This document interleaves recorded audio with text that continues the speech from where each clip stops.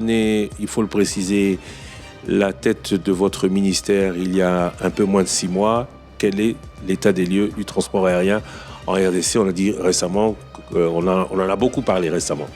Qu'en dire? Bon, le transport aérien est un transport qui est nécessaire dans un pays aussi grand que la RDC pour pouvoir relier l'ensemble des provinces et relier ce pays avec l'extérieur aussi. Mais lorsque nous prenons le ministère, nous n'avons pas d'avion, ni au niveau de Congo Airways. Et la première des mesures que le gouvernement prend, c'est de donner les moyens pour qu'on puisse relancer Congo Airways. Malheureusement, je dois dire là-dessus, oui, deux avions sont arrivés, mais malheureusement, les décisions du Conseil des ministres n'ont pas été totalement suivies par ceux qui devaient les exécuter. Et on devait plutôt avoir 5 avions aujourd'hui. Mais cela dit, certainement qu'au niveau du gouvernement, il va y avoir une nouvelle demande pour pouvoir exécuter ce qui avait été décidé. Willy Kalengai. Merci, Monsieur le vice-premier ministre, d'être là avec nous, parce que nous sommes sur ce secteur de l'aviation. Alors, Air Congo est créé avec les Éthiopiens. Est-ce que le Congo ne peut pas avoir ses propres avions? Est-ce qu'un avion, ça coûte aussi cher que le Congo se soit aujourd'hui assis dans la location? On ne peut pas acheter de nouveaux avions. Ça coûte combien les avions pour que le pays, un si grand pays, puisse se contenter de ce que j'appelle moi de raccommodage? Alors, c'est parfois une phobie que les personnes se font. Il faut acheter des avions. Vous savez, dans le monde d'aujourd'hui, beaucoup de compagnies aériennes, et même des grandes compagnies aériennes, ne sont pas propriétaires des avions. Ils font ce qu'on appelle du lease purchase. C'est-à-dire c'est une location aux ventes. Vous louez, mais au terme d'un certain nombre d'années, vous devenez le propriétaire de l'avion. Aujourd'hui, dans le monde de l'aviation, dans les grandes compagnies, ce sont des compagnies d'assurance, ce sont des fonds d'investissement, ce sont des fonds de pension qui génèrent et qui ont beaucoup d'argent, qui investissent dans l'immobilier, qui investissent également dans des avions qu'ils font relouer par la suite, parce qu'ils doivent rémunérer aussi ceux qui prennent les participations dans leurs différents fonds.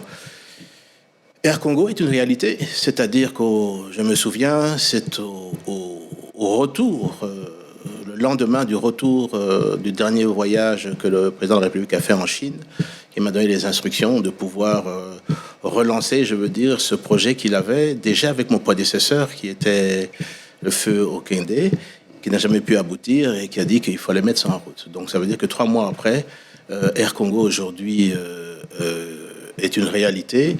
Son premier avion est arrivé, le deuxième doit arriver dans les jours qui viennent, et ça va faire là, c'est une série de plusieurs avions, 8 737, 2 787 Dreamliner en location. Mais je vous le dis, vous savez, le prix d'un Dreamliner, si vous devez l'acheter, ça avoisine les 100 millions de dollars. À 737 neuf, c'est 60 millions de dollars. Mais on est quand même à 18 milliards de dollars de budget. On peut se permettre d'acheter quand même. Bien sûr. Je veux dire, c'est une volonté politique. C'est par fierté nationale. C'est une volonté. Je suis tout à fait d'accord. C'est une volonté politique. Mais maintenant, la question est la suivante. Si on dit, voilà, on vous donne 100 millions de dollars, vous allez acheter un avion, un 787 Dreamliner. Ou si je vous dis, pour les 100 millions de dollars, la location d'un avion, un 737, c'est 240 000 dollars par mois. C'est ce que coûte la location d'un 737. 3 millions par an. Ça fait 3 millions par an. 30 ans pour le... Voilà, donc, c'est le choix qu'il faut faire. Donc, si avec 100 millions, eh bien, nous pouvons avoir 400 avions. N'est-ce pas? Pour avoir 100 millions. C'est un choix qu'il faut faire, dans l'immédiat. Et lorsque nous atteindrons les 400 millions, à ce moment-là, vous allez générer suffisamment de revenus pour rentrer dans le programme de lease purchase. Sandra Nyangui, RTNC. Monsieur le vice-premier ministre, ministre du Transport et de la Communication, merci de nous associer au fait à cette prise de parole. Alors, je veux parler de ce partenariat. L'État congolais a 51%, les Éthiopiens en ont 49%. Est-ce que pensez-vous que la RDC va tirer dividende de ce partenariat public-privé, sachant que sous d'autres cieux comme au Malawi, ça n'a pas marché avec Congo, Ethiopian Airlines. Ils n'ont pas encore recouvré l'argent qu'ils ont dépensé jusque-là. Vous pensez vraiment que chez nous, ça va marcher? Mais le pari, il est là. Et je pense qu'avec une gestion rigoureuse qui est mise en place, ça peut fonctionner. C'est un grand marché, la RDC. Vous le voyez, le nombre de compagnies qui est ici. Et le taux de remplissage est quand même atteint quand même les 80%. Je crois véritablement que le pari qui est mis là-dessus, on devrait arriver à 8,737 au-delà dans les 3-4 ans à venir et 2 Dreamliner pour faire les vols sur Bruxelles, Paris et Dubaï également, ce qui est prévu. Ainsi que les vols sur l'Afrique du Sud, sur la Tanzanie, sur l'Ouganda, sur le Gabon, sur l'Angola également. Donc c'est un pari, oui, je pense que c'est faisable. Et s'il faut parler du personnel à bord, ça sera, bon, nous savons tous que l'Éthiopie est déjà bien poussée sur le plan aéronautique. Est-ce que la République démocratique du Congo va sortir gagnant? Quand j'ai dit gagnant, je parle du personnel congolais. Comment est-ce qu'ils vont travailler? Parce qu'ils vont ramener tout. Alors je vous parle, des recrutements se font sur place. Déjà au niveau du personnel de cabine. Nous avons, avec Ethiopian, nous avons convenu de mettre en place ici un service technique poussé, lequel Boeing va certifier tous les entretiens, tel que ça se fait au niveau pour les connaisseurs, Ethiopian Airlines. Là-dessus, un service d'école de pilotage va également être mis en place. Donc ça va être un apport quand même au niveau de la République, ce partenariat avec Ethiopian. Mais il réussit au niveau du Togo avec Askai. Il réussit également avec d'autres partenaires là-dessus. Et je crois qu'il faut qu'on puisse faire confiance à la nouvelle gestion, au niveau management. C'est pas pour dire que nous laissons tomber Congo Airways, non. Congo Airways a également son objectif de pouvoir également voler et acquérir beaucoup plus d'appareils aussi pour pouvoir inonder également le ciel congolais. Quelle sera la différence entre les deux? C'est Air France et UTA. C'est pourquoi Congo Airways? Pourquoi Air Congo? Pourquoi ne pas avoir fait que Congo Airways, qui a déjà beaucoup de problèmes fonctionnels et structurels, soit reprise en main par l'expertise éthiopienne, comme c'est le cas avec Air Congo aujourd'hui? Eh bien, je pense qu'il y a de la place pour plus de 2 compagnies aériennes dans ce pays. Je crois qu'on a plus de 53 destinations qui peuvent être et qui doivent être desservies. Et je ne pense pas que ça aurait pris beaucoup de temps d'une seule compagnie de le développer, de mettre toute l'infrastructure, même si vous avez le financement, mais de mettre toute l'infrastructure en place, que ce soit technique, que l'infrastructure au niveau du personnel navigant, du personnel de cabine, l'ouverture des escales également, tout le service qui permettrait de pouvoir assurer plus de 53 escales pour une seule compagnie, c'est beaucoup. Mais quand on voit les premières destinations d'Air Congo, ce sont les mêmes que Congo Airways. Parce qu'il y a une forte demande. Il y a des compagnies aujourd'hui qui font 2 fois les rotations sur les mêmes destinations. Congo Airways, Air Congo. Et qui laissent des passagers surtout. Mm-hmm. Congo Airways, c'est QC. Air Congo, c'est ET. Pourquoi? Immatriculation éthiopienne. Non, ça va être, Est-ce que ce n'est pas Air Congo la prolongation d'Ethiopian Airlines? J'étais d'ailleurs très surpris de voir ou d'apprendre que Air Congo va faire aussi l'international en concurrence avec Ethiopian. Eh bien, c'est pas le concurrent. En plus, c'est une compagnie congolaise, lequel nous sommes majoritaires là-dessus. Nous avons un business plan qui a été approuvé, y compris par le gouvernement, et qui fait en sorte qu'elle doit se défendre, indépendamment, je veux dire, de Ethiopian.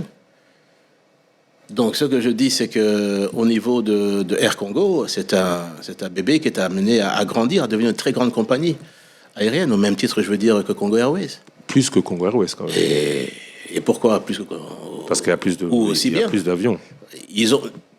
Ethiopian a plus d'avions. Mais aujourd'hui, ce sont les avions qui sont immatriculés en RDC. L'avion qui est arrivé, oui, Air Congo est arrivé. Oui, directement. Pas ET, hein? Ah non. Il est arrivé ET, mais à la minute qu'il est arrivé, dans l'heure l'immatriculation a changé. Alors, il faut des aéroports pour ça, il faut la sécurité aérienne, mais quand nous regardons aujourd'hui la RVA, elle n'est pas vraiment au top de sa forme. ça fait 20 ans que l'on parle d'un aéroport mythique. Pourquoi on n'a pas un aéroport digne de ce nom? Pourquoi, quand nous arrivons dans ce pays, tous les pays voisins, tous les 9 pays voisins, ont quand même pu faire dans les 10 dernières années des aéroports dignes de leur prestige? Nous, pourquoi on ne parvient pas? Je me rappelle, en 2005, en 2006, on a parlé de cet aéroport. Quel est le dossier pour la construction de l'aéroport d'Ndjili? Alors, vous parlez de Ndjili, moi je vais vous parler qu'on vient d'inaugurer, que le chef d'État vient d'inaugurer l'aéroport de Kisangani Bamboka. Et je peux vous dire, c'est un des plus beaux aéroports, je pense, aujourd'hui, ici de la République. Mais avec la piste qui a été refaite, le tarmac qui a été refait et l'aérogare qui a été faite. Alors que je vous parle, Kananga commence également les travaux sur un nouvel aérogare. La piste également va être refaite et le tarmac être refait. Mbujimai également est en train d'être refait. 300 mètres a été augmenté sur la piste de Mbujimai. Le travaux de l'aérogare également est en train d'être à démarrer. Au niveau de Lubumbashi, je peux vous dire que d'ici le premier trimestre, le président de la République va poser la pierre d'une nouvelle aérogare et qui va amener aussi à de nouvelles pistes également que nous sommes en train de réflexionner alors nous parlons, mais également d'un nouveau tarmac là-dessus. Bukavu, Kavumu, les travaux avec une des sociétés qui a obtenu, avant que j'arrive d'ailleurs, là-dessus, a obtenu donc le contrat pour faire la réfection de Kavumu, l'aérogare de Kavumu. Alors là-dessus, maintenant, vous me parlez effectivement de Ndjili. Je peux vous dire que d'ici le premier trimestre de l'année qui vient, les travaux doivent démarrer sur Ndjili. Avec Milvest. Avec quel contrat? Non, avec une société dont qui n'est pas Milvest, mais lequel le nom vous sera révélé. Mais au nom de l'aéroport d'Ndjili, il y a eu beaucoup de contrats. Non, mais je peux vous dire, c'est la volonté, mais vraiment des premières pierres posées. Le président de la République met un point d'honneur à ce que ça puisse démarrer. Et je veux dire que je suis vraiment derrière ce projet pour faire démarrer ce projet rapidement. Et j'ai déjà vu les maquettes de ce que sera le nouvel aéroport. Les maquettes, on les voit beaucoup, hein, monsieur. Celui-là, je pense qu'on n'a pas pu le voir. Ce sera la troisième. Ce sera la troisième maquette. C'est possible, mais celui-là, vous n'avez pas pu encore le voir. Alors, avant de passer au transport ferroviaire, 2 questions aéronautiques. Pourquoi la RDC n'a pas de matériel pour le contrôle efficace de son espace aérien? Récemment, on a eu le problème avec le Rwanda qui avait brouillé, qui était plus fort que nous. Aujourd'hui, la situation, c'est quoi et la perspective, c'est quoi? La perspective, maintenant, c'est qu'un appel d'offres va être lancé pour acquérir des radars pour couvrir l'ensemble du pays. Là-dessus, il y a 3 grandes sociétés qui se partagent, enfin, qui demandent à pouvoir concourir. Ce sont les grandes compagnies internationales. Ça, c'est une de priorités. Deuxièmement, avec une compagnie sud-africaine, il y a du matériel, notamment volant, qui va arriver pour pouvoir calibrer tous les équipements de navigation, les VOA, les ILS, pour pouvoir s'assurer qu'ils soient bien calibrés. C'est important pour répondre à la sécurité aérienne également et faire en sorte que le degré de sécurité se fait. Des sociétés sont en train aujourd'hui de parcourir les principaux aéroports internationaux pour pouvoir améliorer les aspects sécuritaires au niveau de nos aéroports. Donc ça également, c'est pris en charge. Donc tout ça est en train de se mettre en route. Du matériel est commandé pour le balisage également. Dans les mois qui viennent, plusieurs aéroports vont être balisés. C'est-à-dire les avions vont pouvoir atterrir également de nuit. C'est intéressant pour ne pas bloquer le trafic, que ce soit le fret, que ce soit également le passager. Mais dans les trafics illégaux des minéraux, il existe plusieurs pistes aujourd'hui que la RVA ne contrôle plus. Les avions viennent de l'étranger, atterrissent sur des pistes, prennent des minéraux et repartent. Est-ce que nous avons la capacité de contrôler cela? Est-ce que la RVA ou le pays a des moyens de surveillance aérienne à ces niveaux-là? Ce pays est vaste. J'en parle avec mon collègue de l'Intérieur, le vice-premier ministre, parce que c'est à travers, je veux dire, ces services qu'on peut arriver à détecter quelles sont les pistes qui sont clandestines, qui sont ouvertes. Là-dessus, il y en a une dernièrement qui a été découverte, comme vous le savez. Et sur cette question-là, nous devons être très vigilants, effectivement. Et c'est vrai, il y a des avions qui sont clandestins et qui atterrissent, des petits avions généralement, qui atterrissent sur des pistes. Mais lorsque nous sommes informés, nous bloquons ces pistes. Ça, c'est pour le transport aérien. Alors, transport ferroviaire, direction Matadi. Oui. Mwenedi tout vers le Katanga. Oui. On parle aussi de l'Obito. Oui. Parce qu'on est incapable, nous, d'amener notre matière première de l'extraction à l'exportation. Je peux vous dire en tout cas que la liaison ferroviaire entre Kinshasa et Matadi est ouverte. Dans les conditions... Pour le transport de fret est ouvert. Aujourd'hui, régulièrement, l'ONATRA a repris depuis 2 mois, c'était déjà une des exigences là-dessus, que l'ONATRA puisse rouvrir et les travaux ont été faits. Ils ont fait des travaux considérables. Aujourd'hui, le train circule entre Kinshasa et Matadi et généralement prend le fret des cimentiers et amène ça sur Kinshasa. Ça, c'est déjà une chose. Et ça fonctionne. Entre Lukala et également, oui. Nous sommes fonctionnels de manière quotidienne. Des travaux ont été faits, c'est réhabilité. Oui, c'est réhabilité. Bien sûr, on n'a pas construit des nouveaux rails. On a réhabilité le rail existant. Ce qu'il faudrait maintenant, aujourd'hui, et nous sommes en train de chercher des financements, les études de faisabilité sont faites, c'est pour pouvoir obtenir un nouveau rail entre Kinshasa, Matadi, Boma, Boma, Banana, lorsque le port en eau profonde sera opérationnel. Ça va permettre également de pouvoir décongestionner la nationale numéro 1. Vous dites que vous cherchez les moyens, ça c'est combien, cette enveloppe? Aujourd'hui, vous parlez de... Kinshasa, Mwanda. Kinshasa, Matadi, Boma, oui, Banana, oui, jusqu'à 1,5 milliard. Vous parlez de trafic ferroviaire urbain, américain. Le train à $1 milliard américains. S'il faut parler de train urbain, nous savons en son temps que le train urbain facilitait quand même désengorger les embouteillages. Je suis content que vous me posiez la question. Mais là, c'est dans un état de délabrement très avancé parce que moi, vous savez ce que nous sommes en train de sur faire place pour voir. Est-ce que vous savez ce que nous sommes en train de faire? Le train urbain, c'est même pas... L'ONATRA est en train... disparition. Il n'y a pas, en fait. Il y a des maisons sur les rails. Sur le rail, eh bien, messieurs les journalistes, vous êtes sous-informés. Il y a des choses qui se passent ici que vous n'êtes pas au courant, mais bientôt vous êtes surpris.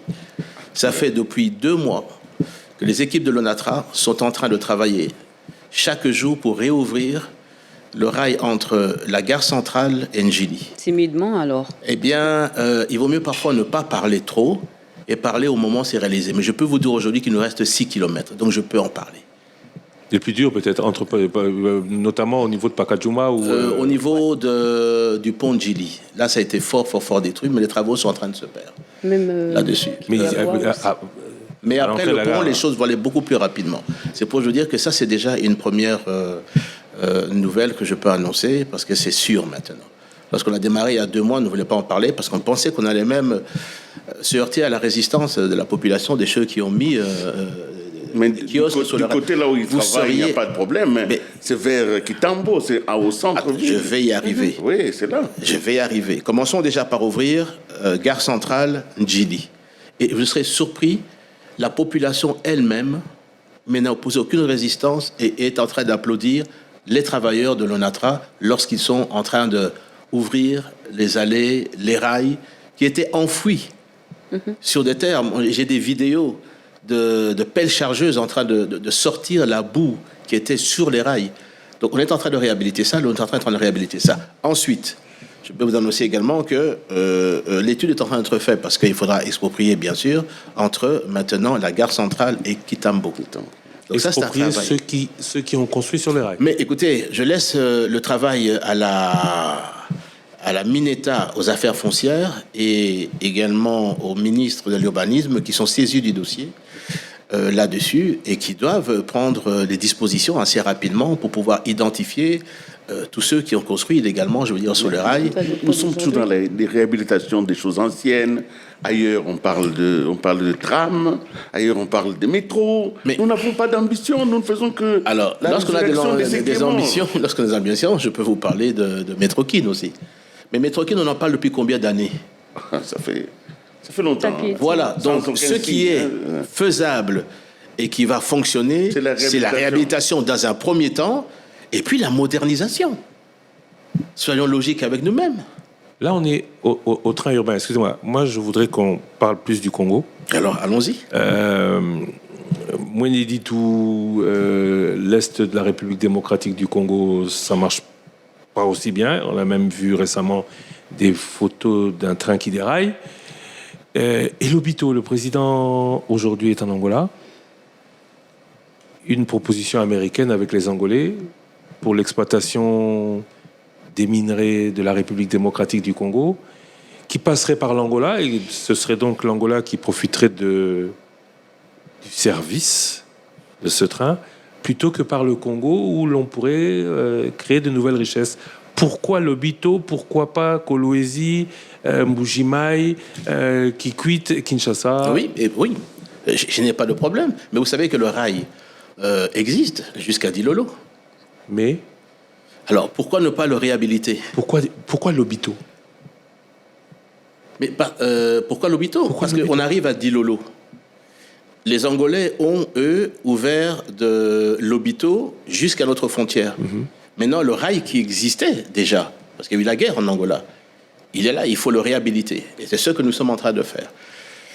L'initiative des Américains, pas simplement des Américains, mais également des Européens, sur ce rail est très important. C'est pour ça, d'ailleurs, un des sujets pour lesquels le président de la République va se rendre, c'est de pouvoir convenir avec les Américains, les Européens, l'Angola, la Zambie et la RDC, qui vont, sur lequel donc le territoire, le rail va passer. Nous sommes, nous, au niveau de ce rail très avancé, c'est-à-dire que nous avons déjà une pré-étude de faisabilité que nous sommes en train de réactualiser là-dessus. Pré-étude. Pré-étude. Nous sommes en train de réactualiser pour en faire une étude de faisabilité. Là où les Angolais ont déjà terminé le travail, nous sommes à la pré-étude.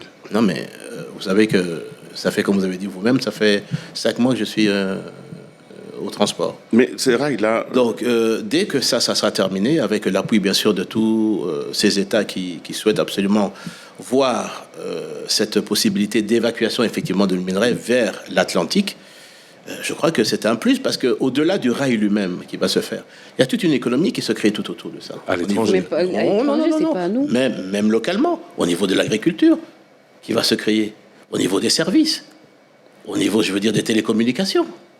Les fibres vont passer, je veux dire, tout le long. Donc, il y a toute une économie, des stations, qui vont se créer tout autour de ça. Donc, nous allons en profiter également. Et permettre également à tous les miniers de pouvoir avoir d'autres débouchés qu'au niveau de l'Afrique du Sud, qu'au niveau de la Tanzanie. D'ailleurs, la présidente tanzanienne est invitée également aujourd'hui au niveau de ce grand sommet. Monsieur le vice-premier ministre, la stratégie du rail passant par Lobito est perçue par une opinion comme une forme de renoncement à notre propre souveraineté. Parce que il y a quelques années, pour pouvoir consolider la force du Zaïre de l'époque, le maréchal Mobutu avait décidé que ne sortiront du pays les minéraux que par un port congolais, zaïrois à l'époque. Donc c'est comme ça qu'on a commencé par le Katanga et ça sortait par le train jusqu'à Matadi. Alors aujourd'hui, en acceptant que Lobito soit privilégié par rapport à Matadi, on renonce à notre souveraineté, on a pratiquement renoncé à notre propre puissance. Non, mais absolument pas. Des études de faisabilité existent également là-dessus. Pourquoi ne pas avoir réhabilité Matadi? Vous savez le coût? Pourquoi? Non. Parce que vous êtes dans la réhabilitation. Hein, bon, on pouvait quand même réhabiliter. Mais Matadi est réhabilité. Kinshasa, Matadi est réhabilité. Pour les minéraux, parce qu'il s'agit ici des minéraux. Oui. Pour les minéraux, ça prenait la même route et ça allait jusqu'à Matadi. Non, je connais, je sais. Là, et même le temps que ça prenait était inférieur à celui de Lobito. C'est on le calcule. En tout cas de l'époque. Pourquoi avoir choisi de faire plaisir aux Américains? Ils nous ont fait pression, ils nous font chanter. Non. Y a-t-il quelque chose que vous ne nous dites pas? Le rail existe. Vous voulez qu'on le laisse pourrir? Non. D'accord. Donc réhabilitons ce rail qui est là. Et celui-ci à aussi. mon frère, est-ce que vous savez que si nous devons mettre le rail maintenant entre Mweneditu et Kinshasa, parce qu'il ne faut pas oublier, c'est pas simplement mettre des rails, c'est mettre également des ponts tout le long des rivières et des longs ponts. C'est ça le travail du gouvernement. Mais c'est ça même le développement. Je suis tout à fait d'accord avec vous. Mais le pragmatisme, est-ce que vous savez le coût de cette opération. Vous l'avez évalué?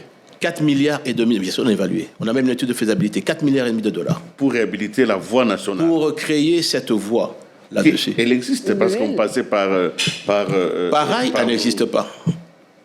Les rails arrivaient à un niveau, on prenait le bateau. Oui, après ça, vous prenez le bateau et ça prenait là-dessus. C'était la voie Mais vous me nationale. parlez maintenant, je veux dire, d'ambition.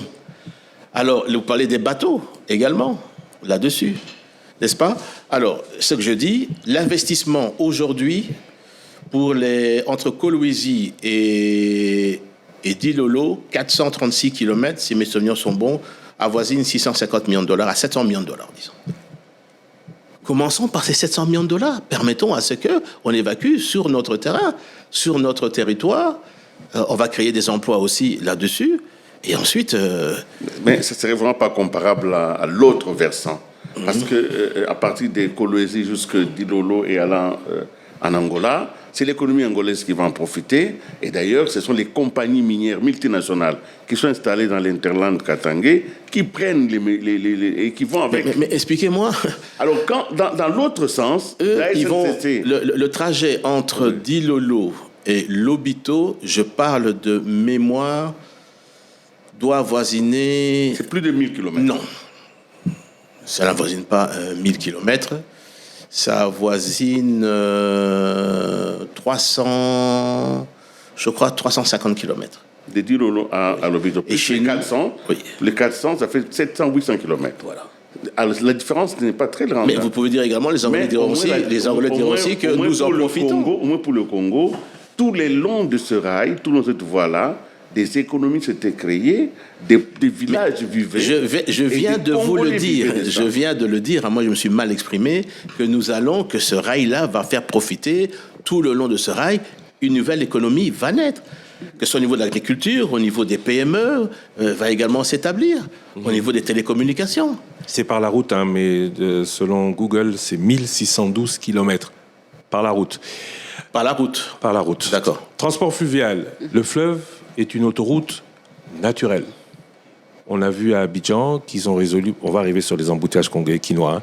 À Abidjan, ils ont résolu beaucoup de leurs problèmes d'embouteillage par la lagune.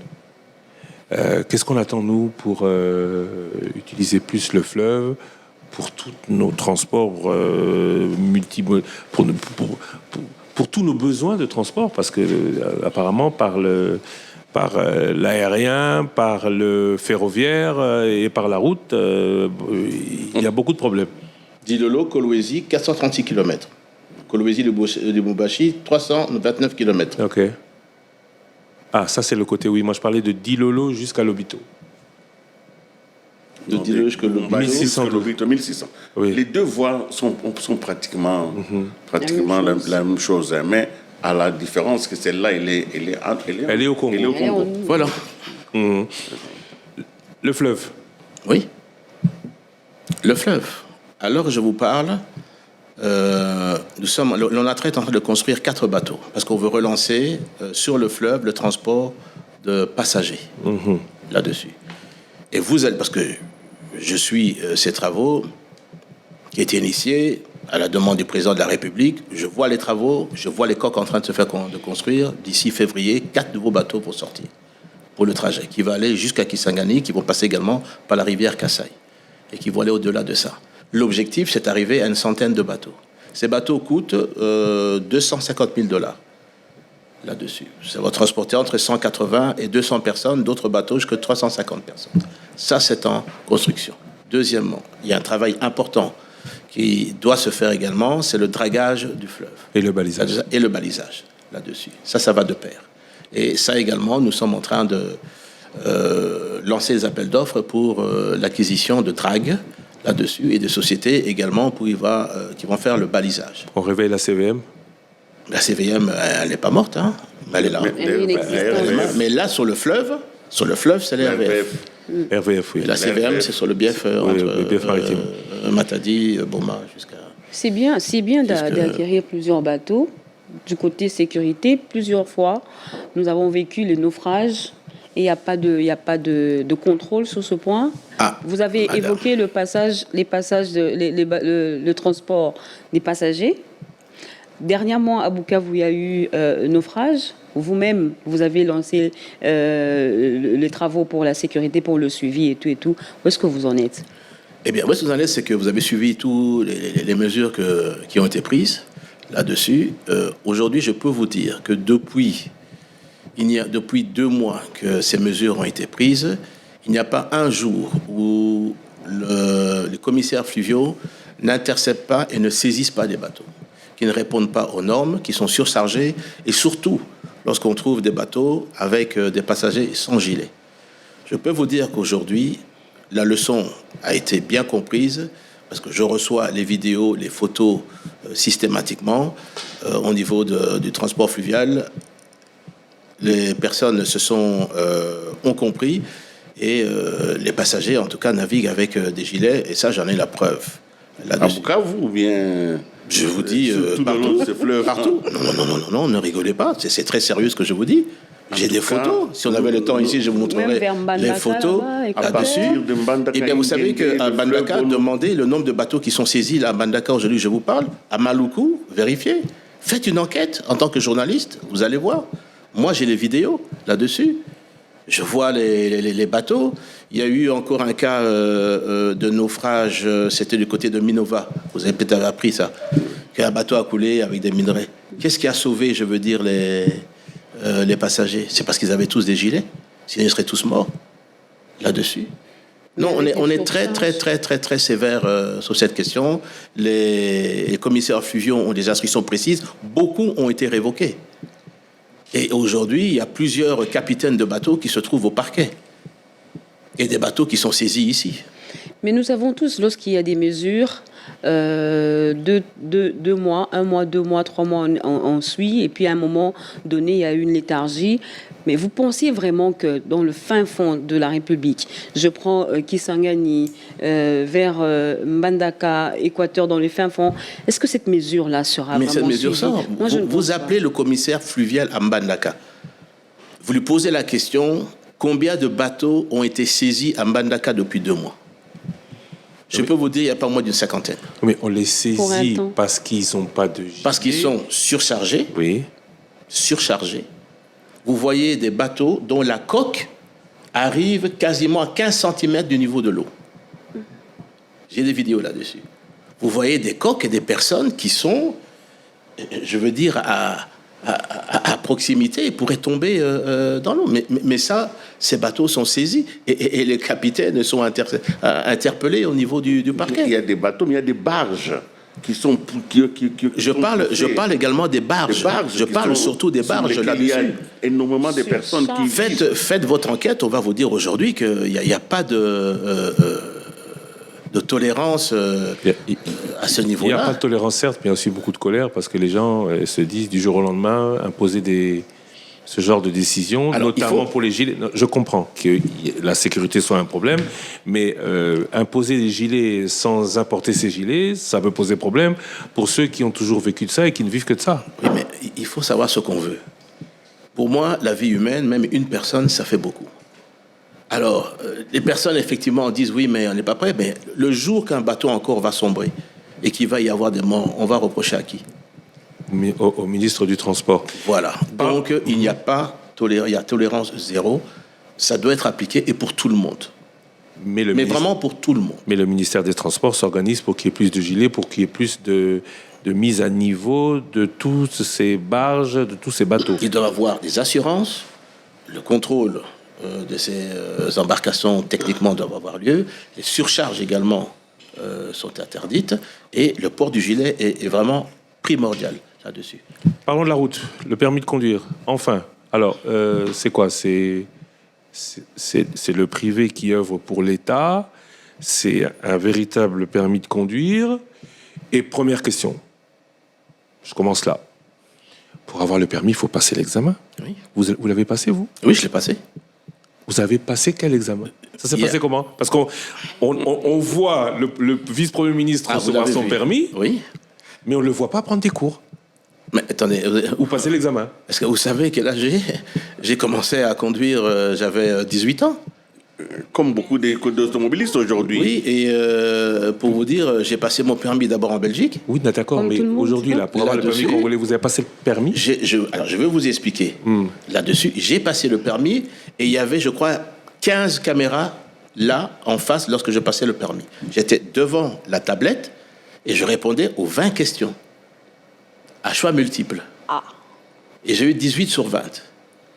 Parce que, d'ailleurs, il y a une caméra qui est venue et qui a... C'est limite. Hein. Normalement, oui, il faut 60%, il faut 12. Oui, il faut 12. Là-dessus. Et une caméra est venue, elle peut témoigner. Il y a les images là-dessus. Ensuite, des images aussi où j'ai fait le test pratique. Là-dessus. Avec l'auto. Avec un examinateur. Et vous savez que dans tous ces véhicules, il y a une caméra qui est mise pour justement qu'on évite qu'il puisse y avoir de la complaisance. Okay. Donc, il y a des images qui existent où j'ai passé, je veux dire, le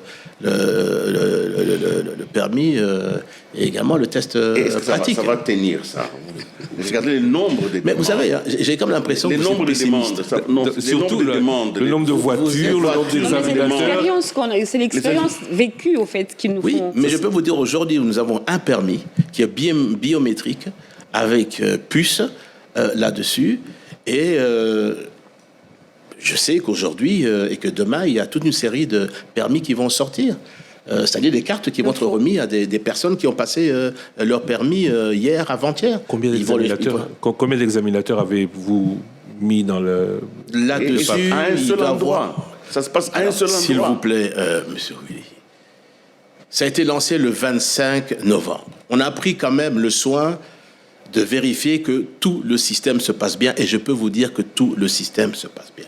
C'est-à-dire, vous prenez votre formulaire pour passer le permis auprès d'une banque, ici de la place. Vous payez là-dessus pour avoir le formulaire. Vous allez ensuite dans un centre, notamment pour l'instant, il y a le centre de l'eau, mais nous avons le centre également qui va s'ouvrir là, d'ici la semaine prochaine au niveau de l'ITO. Il y a 2 autres centres qui sont déjà constitués, oui, qui sont là. Déjà, ici à Kinshasa, nous allons étendre ça. Ils existent, ils vont être ouverts. Et à l'intérieur du pays, il y a plusieurs villes qui sont déjà prêtes, c'est-à-dire Matadi, Lubumbashi, Goma, Kisangani, et alors, et également, enfin, je peux les citer également, c'est tous les territoires, les provinces d'abord, les chefs-lieux vont avoir leur centre. Nous sommes en contact avec les gouverneurs qui nous ont trouvé, je vois, des installations pour mettre tous les équipements qui existent déjà. Donc, c'est très simple. Vous y allez, vous êtes devant une tablette, vous vous inscrivez, vous mettez vos empreintes digitales, on vous fait la photo, vous allez devant une tablette, sur une table, et vous avez une dizaine de minutes maximum, 7 minutes, je crois, pour faire répondre aux 20 questions. À part le côté financier que ça va rapporter, parce que c'est de l'argent, quel est l'objectif que vous poursuivez en mettant en circulation le nouveau permis? Mais est-ce que vous imaginez qu'on n'a pas de permis de conduire dans notre pays depuis 2017? Est-ce que vous trouvez ça normal? Est-ce que vous savez que, et peut-être vous voyagez beaucoup, lorsque vous allez louer une voiture, que vous présentez le permis congolais, on vous dit que non, ce n'est pas valable. Il est expiré. Il est expiré. Et rien que pour cela. Et ici, le permis de conduire, c'est pour arriver que les usagers de la route, nous parlions tous le même langage. Ouais. Et ce qui n'est pas souvent le cas, puisque il n'y avait pas, je veux dire, de code, il n'y avait pas de passation, je veux dire, du permis, de questionnaire, 820 questions qu'il y a, à choix multiples. Mais il faut aller sur le site de la CONADEP.cd et vous pouvez vous entraîner à pouvoir lire ces questions et à pouvoir obtenir des réponses sur ces questions. C'est une manière de commencer à former, je veux dire, les usagers de la route. Oui. À être conscient que sur une route, c'est pas la jungle où vous pouvez circuler comme vous voulez. Non, il y a des règles. Et ces règles-là sont là. Je sais, par exemple, une des sociétés me disait aujourd'hui de transport de poids lourds que sur 10 chauffeurs de poids lourds de cette société, 9 ont raté le permis. Je leur dis, vous avez entre 6 et 1 an pour pouvoir vous mettre en règle, parce qu'à un moment donné, on va, au niveau du gouvernement, décider de l'obligation. De l'obligation. C'est grave, hein, du port de permis. 90%. Alors, moi, ma question. Dans une société, hein. Oui, non, on est d'accord, on est d'accord. Mais on sait comment ça a marché. Parce que lors du précédent permis, en 2000, je crois que c'est 2012, 2010, j'ai passé le permis aussi. D'accord. J'ai passé l'épreuve théorique et j'ai passé l'épreuve. J'avais le permis, vous savez. J'ai passé le théorique et j'ai passé la pratique. mais c'était la théorique sur leur ordinateur, je ne sais pas s'il y en a combien, et la pratique, c'est sur mon véhicule. Est-ce qu'il y aura assez pour... Dans combien de temps ce sera obligatoire? Dans combien de temps il y aura le contrôle? Il faudra dans 10 ans, dans 20 ans, le temps que tout le monde... Le temps de prendre tout le monde. Avant l'année, ça va se multiplier très rapidement. Je pense que le test depuis le 25 novembre est bon là-dessus. Et toutes les questions qu'on a pu tester techniquement est bon. Et je vous dirais que... comment ça se passe? Vous passez votre permis théorique. Vous le réussissez. La machine directement à la base de données enregistre qu'effectivement, Monsieur X a réussi son théorique. Ensuite, vous passez le pratique, pas avec votre véhicule, avec le véhicule de la CONADEP, avec la société privée Autojuste.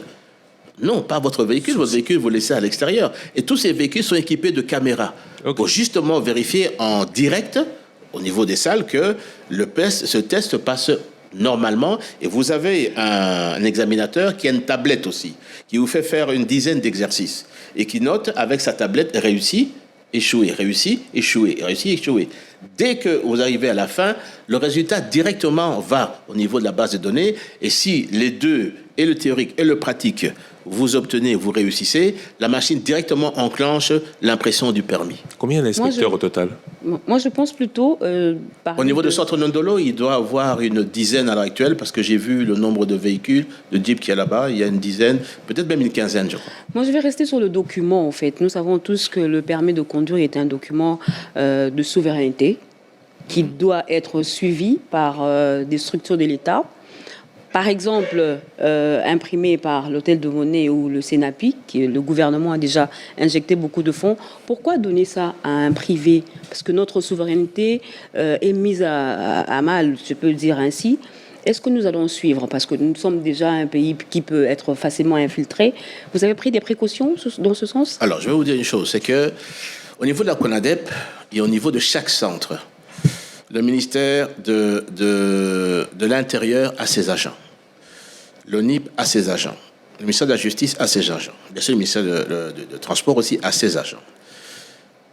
Il faut savoir, il faut qu'on dise au public que le permis de conduire ne fait pas office de carte d'identité. Ça, c'est clair, il y a un arrêté a été signé à ce sujet. Donc, c'est uniquement le permis de conduire. Ça n'a rien à voir, vous ne pouvez pas vous présenter. Tout le monde peut en avoir, congolais ou étranger, tout le monde peut en avoir. Oui, mais vous vous inscrivez et vous dites votre nationalité, là-dessus, il y a la date de naissance, votre nom, là-dessus, votre adresse, etc. Il n'y a pas de problème. Mais ça ne fait pas faire office de carte d'identité. Vous ne pouvez pas aller dans une banque et dire, voilà, je vais ouvrir un compte avec ça. Ce n'est pas une carte d'identité, c'est simplement un document qui dit que oui, vous pouvez conduire sur la chaussée, ici, sur les chaussées, ici, au niveau de la RDC. Et certainement, au niveau de l'étranger aussi, ce permis va être reconnu et vous pourrez également le présenter. Et il est sécurisé. Très sécurisé. Extrêmement sécurisé. Imprimé par? Elle est imprimée par une imprimante, une imprimerie dont je ne vous donnerai pas le nom, là-dessus, à l'étranger. Vous avez pris les précautions pour que le sport national, la corruption ne puisse pas...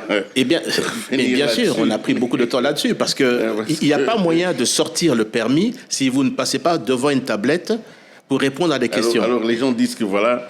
il faut leur laisser un peu de temps. Là, ils sont au début. Bon, ils vont se fatiguer. Nous reprendrons le contrôle. Ouais. Nous reprendrons le contrôle. Qui nous qui mais, qui ont toujours vendu les permis. Mais eux, c'est qui? C'est les faux permis qui sont vendus dans. Je vais vous dire, hein, il y a 22 signes de sécurité dans ce permis. 22. C'est pas un permis qui est imprimé sur le papier. Il est imprimé au laser. Donc il n'y aura pas moyen de falsifier ou d'obtenir. Attention, la falsification, c'est une chose. Il y a pire. C'est l'obtention du permis des services sans avoir passé l'examen.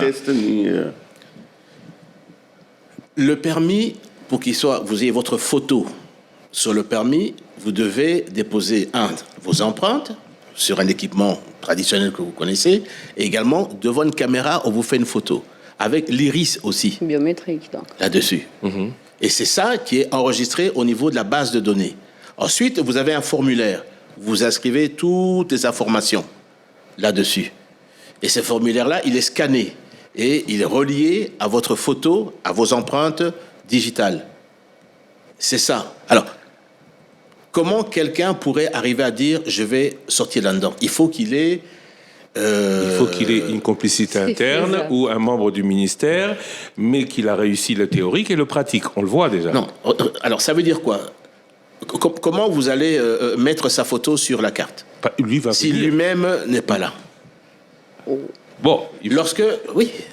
Il devra peut-être se déplacer, mais si La machine, elle imprime lorsqu'elle reçoit l'input du test théorique qui est sur une tablette.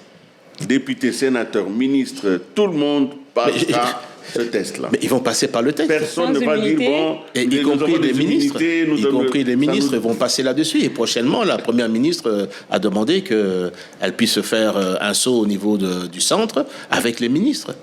Prochainement.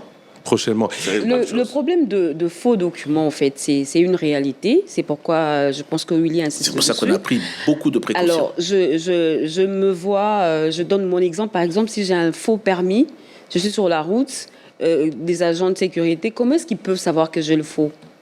Ils auront quel outil? Mais vous parlez de quel faux? C'est-à-dire le permis qui est sorti maintenant? Là, Oui. le permis qui est sorti maintenant? Non. Là, c'est l'ancien permis. Là, c'est le vrai. Oui, le vrai.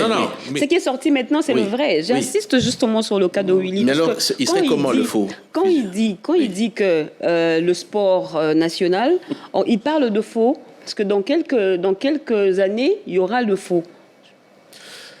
Et Vous savez lorsque que nous serons sur la chaussée, la police comment va est-ce être que la dotée police- de boîtiers qui sont déjà là, et lequel va permettre de pouvoir introduire Avec la QR carte. code, ouais. Les informations, ils vont le lire et pourront directement le voir. Et il y a des tests que seule la police connaît, qu'elle pourra directement identifier avec un équipement qu'elle va avoir, très simple. Elle pourra toucher et directement voir si ce permis est vrai ou faux. Je vous dis, il y a 22 signes de sécurité dans ce permis. D'accord. Ce permis de conduire, c'est une solution pour lutter contre les embouteillages? On limite le nombre de personnes qui circulent en voiture ou vous avez d'autres solutions pour lutter contre les embouteillages? Alors, les embouteillages, c'est bien qu'on en parle parce que en ce moment, c'est un peu la psychose. Mais c'est comme si aujourd'hui, parce que le gouvernement, à travers le ministère des Transports, a eu des instructions pour pouvoir prendre des mesures, pour pouvoir trouver des solutions pour rendre le trafic beaucoup plus fluide, qu'on oublie d'où on vient là-dessus.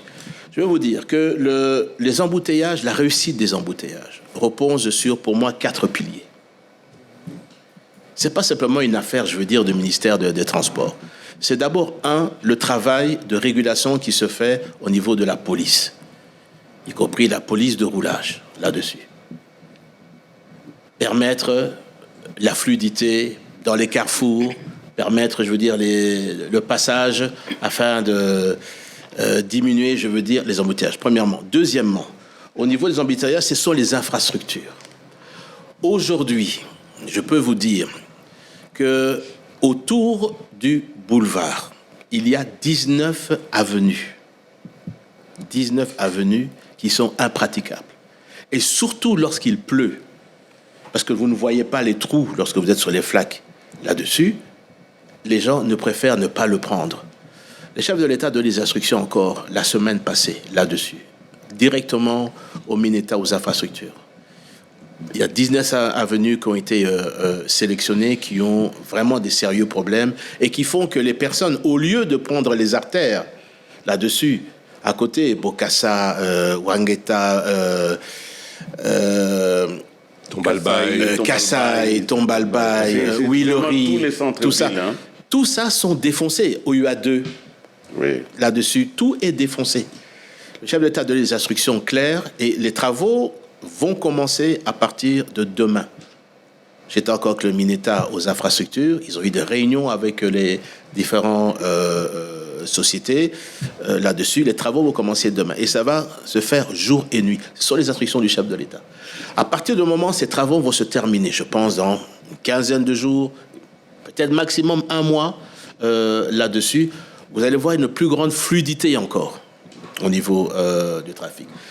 Ça, c'est au niveau des infrastructures. Alors, nous avons également les usagers de la route.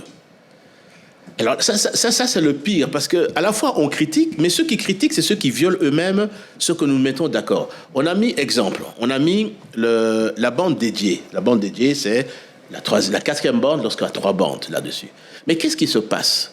Et ce que moi-même j'ai vu, ce que nous vivons, c'est que lorsque, admettons, maintenant nous sommes le soir, à partir de 15h jusqu'à 21h. La bande dédiée, c'est-à-dire la bande de gauche là-dessus, vous allez voir que certains vont le prendre et à un moment donné, il y a 2 choses qui se passent. Vous avez quelqu'un qui est sur les 3 bandes de droite qui décide, lui, de vouloir couper maintenant la route au lieu de continuer tout droit, d'enlever même les barrières qui sont là et de pouvoir rentrer. Qu'est-ce qu'il fait? Lorsqu'il s'arrête pour essayer de tourner, d'abord, il crée un embouteillage derrière lui. Tout se freine, parce que lui ne peut pas bouger. Mais lorsqu'il s'engage maintenant de l'autre côté, il bloque aussi les véhicules qui arrivent de face. Et généralement, c'est ça qui crée les embouteillages. Mais autre chose aussi, et ça, nous avons vécu ça, au lieu d'une bande dédiée, certains créent même 2 bandes là-dessus. Vous avancez, vous arrivez au niveau du saut de mouton de Sosimat. Qu'est-ce qui se passe? En dessous du pont, vous avez ceux qui arrivent de Monjiba, qui se rabattent sur les 2 bandes, en dessous du pont, pour continuer, mais elles se trouvent à un moment donné face à 2 bandes qui sont face à elles. Mais tout est bloqué. Qui va faire marche arrière? Pourquoi? Parce que les usagers n'ont pas respecté. Il y a également des autorités, parce que nous avons des films là-dessus, avec les plaques, dont les gardes descendent, ouvrent les barrières sur le boulevard, empruntent. Sans sanction. Empruntent. Sans sanction. Ce sont parmi les autorités qui ont des immunités. Il faudrait y aller. Oui, non, qui ne sont pas au-dessus de la loi là-dessus. Et à un moment donné, la justice pourra peut-être s'en occuper puisque ça existe. Mais ce n'est pas le rôle du ministère des Transports. Mais quand il y a la flagrance, le ministère des Transports peut faire appliquer les amendes ou les saisies de véhicules. Absolument, et on va y arriver. On va y arriver. Donc, ouvre les barrières par les policiers qui accompagnent. Grand Béant, lui, il passe, il règle son problème, mais il laisse les barrières comme ça. Ça veut dire que, si les barrières sont ouvertes, les autres suivent. Tout le monde. Et ça vous crée également les embouteillages. Alors, le dernier, c'est le matériel. Vous avez vu que de plus en plus, des barrières sont en train d'être mises en place. Je crois que vous l'avez remarqué. Sur Huilery, vous avez remarqué tout Huilery maintenant, il n'y a plus d'embouteillage, on a mis les barrières. Sur le boulevard. Même ici sur le boulevard. Mais ce n'est pas suffisant. Nous allons tripler partout. Le nombre que vous voyez maintenant va être multiplié même par 4 pour pouvoir vraiment cerner toutes les avenues où on peut constater que les gens débordent là-dessus. Et puis, il y a des traverses bétonnées qui sont en train d'être construites et qui vont également être mises dans les artères telles que Lumumba, telles que sur la route de Ndjili également. Parce que vous vous rendez pas compte, mais si vous faites attention, il y a des traverses bétonnées que les gens poussent et ouvrent et qui devraient rester fermés. Ça aussi, ça crée les embouteillages. Donc, ce que je dis, si tout le monde respectait les règles qui sont établies, avec le matériel que nous sommes en train de mettre en place également, et si la police également restait ferme dans le travail qu'on lui demande, vous allez voir que nous allons réussir ça. Il y a des exemples. Vous partez aujourd'hui de Pigeon, de Binza. Vous faites la moitié du temps pour arriver en ville. Là-dessus. C'est vrai qu'il y a encore des endroits où il faut que nous travaillions. Limité, première rue, deuxième rue, il faut qu'on travaille. Kingaboy, le matin, vous pouvez passer maintenant sans embouteillage. Le soir, il y avait un problème, on a rectifié ça. Il faut savoir que c'est une commission qui est composée de, bien sûr, le ministère des Transports, le ministère des IPTR, le ministre lui-même est là, l'aménagement du territoire lui-même est là, le commandant, le commissaire de la ville est là, avec ses adjoints dans cette commission là-dessus. Le CNPR, la Commission nationale de la prévention routière, elle est là aussi. L'OVD. Elle relève de vous, hein? Bien sûr, elle relève de moi. Oui. L'OVD est là aussi. pour justement parler de ces problèmes. Le ministère de l'Intérieur est là aussi, avec ses délégués. Ce n'est pas une affaire simplement qui concerne le ministère tout court. Tout le monde, et au moins une fois par semaine, nous nous réunissons, et tous les jours, parce que nous avons un groupe, au-dessus, nous avons les informations de ce qui se passe et les réactions qui doivent être prises au fur et à mesure lorsque des problèmes se posent. Et vous avez annoncé... Ça fait 5 jours aujourd'hui, je dois dire que je n'ai pas entendu de gros problèmes là-dessus. Ça dépend Alors, des j'espère axes. que ça dépend des axes. Je suis d'accord. d'accord, mais de manière générale, sur ce qui se passait. Je ne vais pas avoir l'applaudissement avant de l'avoir attrapé, mais nous travaillons chaque jour, la police travaille chaque jour sur le CNPR également aussi, sur toutes ces questions à régler et à affiner. Et l'objectif, c'est de rendre plus fluide encore les embouteillages. Mais vous savez, hein, moi, je veux bien qu'on parle. Je vais vous montrer quelques photos. Ça, c'est Paris. Ça, c'est Paris. Les gens sont en train de penser, d'imaginer que ici, au niveau de la RDC, les embouteillages, c'est un fait uniquement congolais. Ça, c'est encore Paris. Pour ceux qui voyagent, quitter Charles de Gaulle à 16h et arriver en ville au niveau des Champs-Élysées, vous allez faire du pare-choc contre pare-choc 4 heures pour le faire. Je défie quelqu'un qui dit qu'il fait ça moins pendant les heures d'embouteillage. Ça, c'est encore Paris. Je le montre parce qu'on veut manipuler parfois la jeunesse en leur disant non, voilà, les embouteillages, c'est le fait simplement de la RDC. Ça, c'est Londres. Ça, c'est le Caire, en Égypte. Ça, c'est encore le Caire. Ça, c'est Pékin, en Chine. Ici encore, c'est Pékin. Là, c'est Abidjan. Encore Abidjan. Ça, c'est Lagos. Encore Lagos. Vous avez parlé de 4 piliers. Régulation. Oui.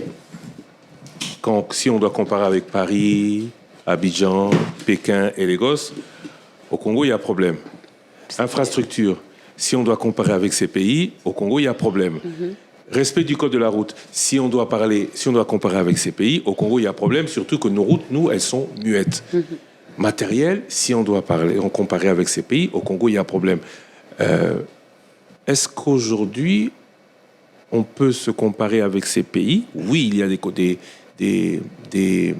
des problèmes aussi là-bas. Et se dire, chez nous, c'est comme chez eux? Non, oui. D'abord, attention, Kinshasa, je pense que par rapport à tous ces pays, à part le Caire, qui est une très grande ville, puisqu'ils ont étendu encore à une nouvelle ville qu'ils ont créée, c'est une des plus grandes capitales, je veux dire, au niveau de l'Afrique. Je dis, à part le Caire, là-dessus, il y a plus de 20 millions d'habitants. Vous avez des ménages aujourd'hui qui ont 2-3 voitures, de plus en plus, là-dessus. Je comparais il y a 10 ans. On doit s'adapter à ça. C'est vrai qu'il y a des problèmes d'infrastructure. Il y a au niveau de routes qu'il faut réparer. Je ne pense pas qu'on est les seuls. J'ai vu aussi à Bruxelles, à Paris, sur les autoroutes, on fait également des travaux. C'est vrai que là, il y a des travaux que nous devons absolument faire. Et c'est en cours, ça va démarrer demain. On doit s'adapter ou on doit repenser la circulation? Donc, vous, c'est le ministère du Transport. Dans d'autres pays, il y a le ministère de la Mobilité. Est-ce qu'on ne doit pas se dire... Depuis trop longtemps, on n'a pas pensé à ce qui se passe chez nous. Aujourd'hui, on doit réfléchir à ce qui doit être fait. Vous n'êtes pas passé vous n'avez pas fait ce saut qualitatif? Non, mais qu'est-ce que je fais là maintenant? En fait, c'est parce qu'on dirait qu'on est en train de réveiller les personnes. Soudain, maintenant, tout le monde parle d'embouteillage. Mais c'est parce qu'on s'est attaqué, je veux dire, à un problème. Et que tout le monde maintenant crie, tiens, embouteillage. Mais il n'y avait pas d'embouteillage avant? Vous vous souvenez? Moi, j'ai entendu des personnes qui disaient... J'ai quitté Binza, j'ai mis 3 heures pour arriver en ville. Moi, j'ai entendu des personnes qui me disent, j'ai quitté la ville, j'ai mis 5 heures pour arriver à l'aéroport. Vous oubliez ça? C'est chose qu'on a vécu ici. Tout à l'heure, vous avez dit que le chef de l'État a donné l'ordre que les travaux commencent, et vous avez même dit que ça commencera demain. Vous savez que dans cette ville ici, des ordres comme ça ont été donnés. Nous avons connu l'opération Zéro Trou, oui, c'est vrai. L'opération Tilé-Gelou, l'opération Coup de Poing, et toutes ces routes sont toujours défoncées, malgré que l'on dit que des millions ont été dépensés Aujourd'hui, il ne suffit pas simplement de vouloir une chose, encore faut-il qu'elle puisse se faire. Alors, dans la réhabilitation des routes à Kinshasa, est-ce que vous serez associé? Vous donnez simplement les besoins. C'est le ministère des Infrastructures qui va faire cela. Oui. Alors, vous savez que ce ministère a eu beaucoup de problèmes avec les députés. Et les députés sont en train de poursuivre les ministères parce qu'ils estiment que rien n'a été fait et rien ne se fera. Au niveau du ministère des Transports, on s'est attelé à identifier avec la police, avec le CNPR, quelles sont les raisons pour lesquelles, par exemple, les boulevards sont encombrés là-dessus. La conclusion a été que les artères secondaires ne sont pas empruntées.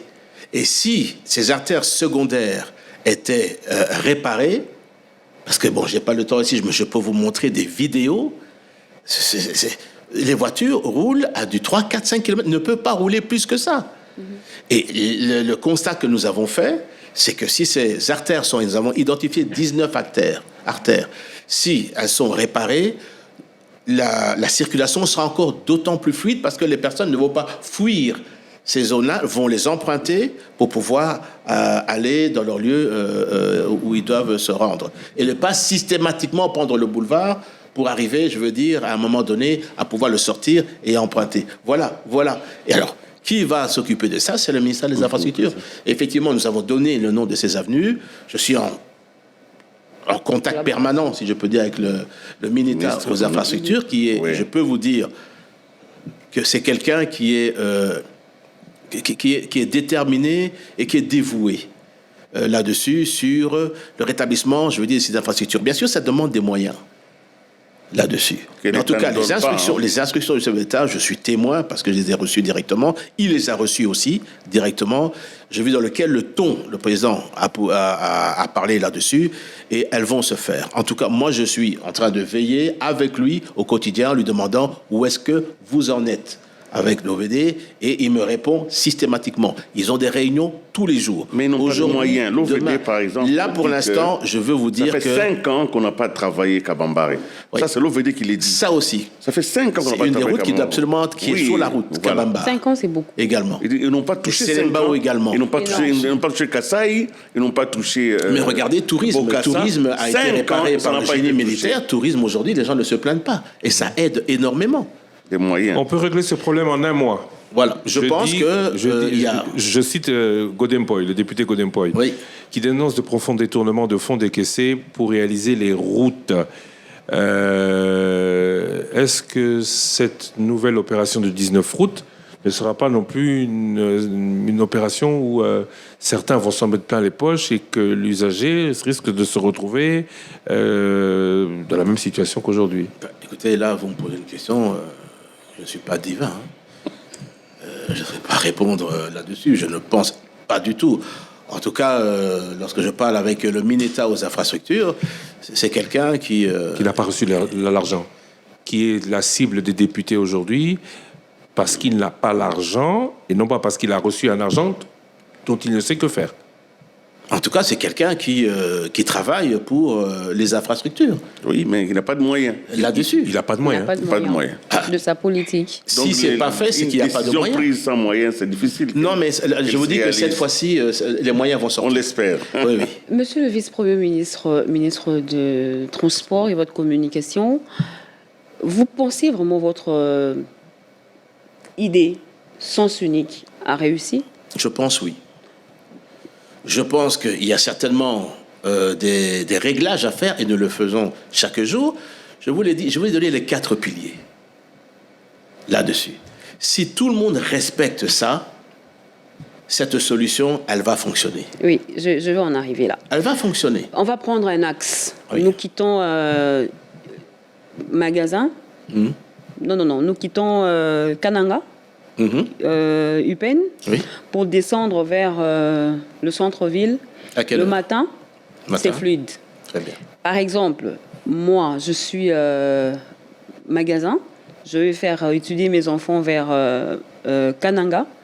Je suis obligée de prendre Jean 23, c'est 2 sens, c'est infernal, les mêmes heures.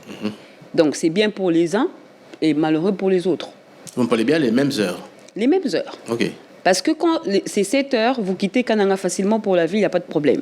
Mais pour faire le mouvement inverse, au contraire, c'est infernal.